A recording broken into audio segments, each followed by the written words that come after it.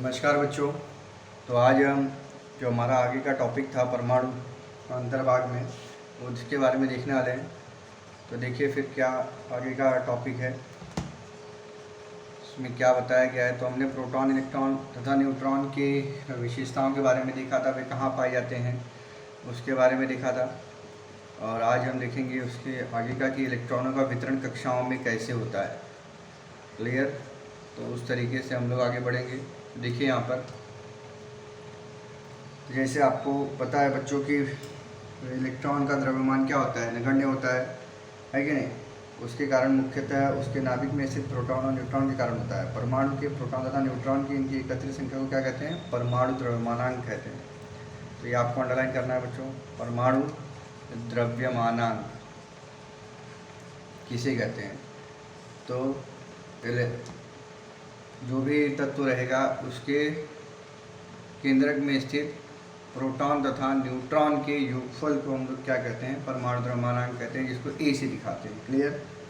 परमाणु संकेत क्रमांक और परमाणु द्रव्यमानांक ये एकत्रित रूप से चिन्ह से में दर्शाने की पद्धति दी गई है।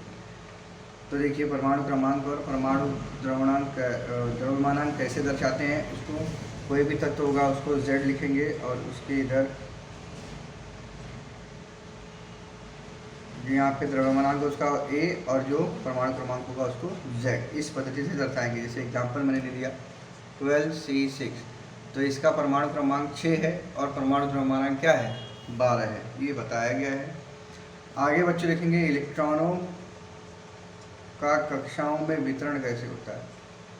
इलेक्ट्रॉनों का वितरण किस तरीके से होता है।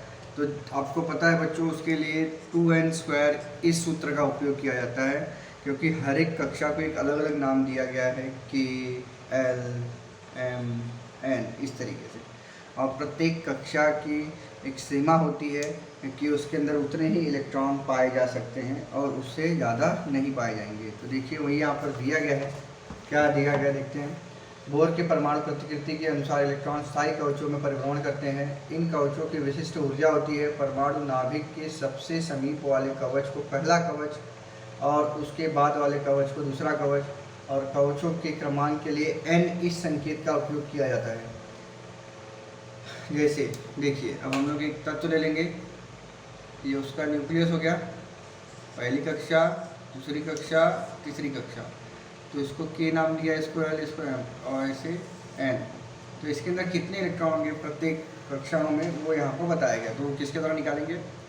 2n के वर्ग के द्वारा। जैसे K बराबर क्या है? पहली कक्षा है, तो यहाँ पर हम लोग क्या करेंगे? K में क्या करेंगे? n का मान क्या रख देंगे? 1 रख देंगे। तो देखिए फिर क्या आएगा? 2 गुणे 1 का वर्ग, तो 2 आ जाएगा। मतलब पहली कक्षा में अधिक से अधिक 2 इलेक्ट्रॉन होंगे।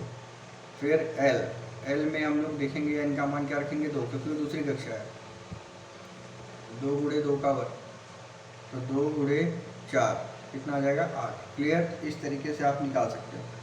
ऐसे m में बच्चों हम लोग मान 3 रखेंगे तो कितना आएगा? 18। n में रखेंगे तो कितना आएगा? 32। क्लियर? इस तरीके से आपको ये 1 नंबर के लिए पूछ सकते हैं, सॉरी। तो देखिए यहाँ पर अब तत्वों का इलेक्ट्रॉनिक स्वरूपण कैसे लिया जाता है या कैसे हम लोग उसको बताते हैं। तो जैसे मैंने आपको बताया कि तत्वों के अंदर कक्षाएं होती हैं। उन कक्षाओं में इलेक्ट्रॉनों की जो धारक क्षमता होती है वो भिन्न भिन्न होती है। वो मैंने आपको बताया कि इलेक्ट्रॉनों का वितरण किस तरीके से किया जाता है, कक्षाएँ कितनी होती हैं। अब तत्वों के इलेक्ट्रॉनिक स्वरूपण में बच्चों हम देखेंगे कि K, L, M, N इन कवचों में क्रमशः 2, 8, 18, 32 ऐसे इलेक्ट्रॉन समा सकते हैं। यही कवचों की महत्तम धारकता है। कवचों की महत्तम धारकता के अनुसार ही परमाणु के इलेक्ट्रॉनों का कवचों में वितरण होता है। किसी तत्व के परमाणु में उपस्थित इलेक्ट्रॉनों का कवचों के अनुसार विन्यास ही उस तत्व का इलेक्ट्रॉनिक स्वरूपण कहलाता है। तो बच्चों देखिए आपको यहाँ पे कुछ एग्जाम्पल्स दिए गए हैं, तो मैं शो कर रहा हूँ आपको। देखिए हाइड्रोजन संकेत दिया गया है और परमाणु में उपस्थित इलेक्ट्रॉनों की संख्या दी गई है 1, तो ये पहली कवच में आ जाएगा।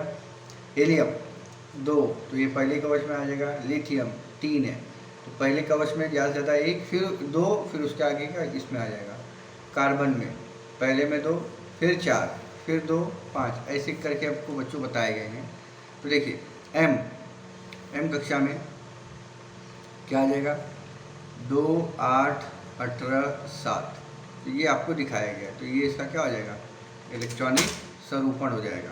क्लियर। तो इस तरीके से आपको दिखाया गया है। तो ये आप देखिए और समझिए और इसको याद करके रखिए, इसके संकेत, और उसके बाद में ये सब बाकी जो होगा हम लोग नेक्स्ट कक्षा में देखेंगे। अभी के लिए इतना ही, धन्यवाद।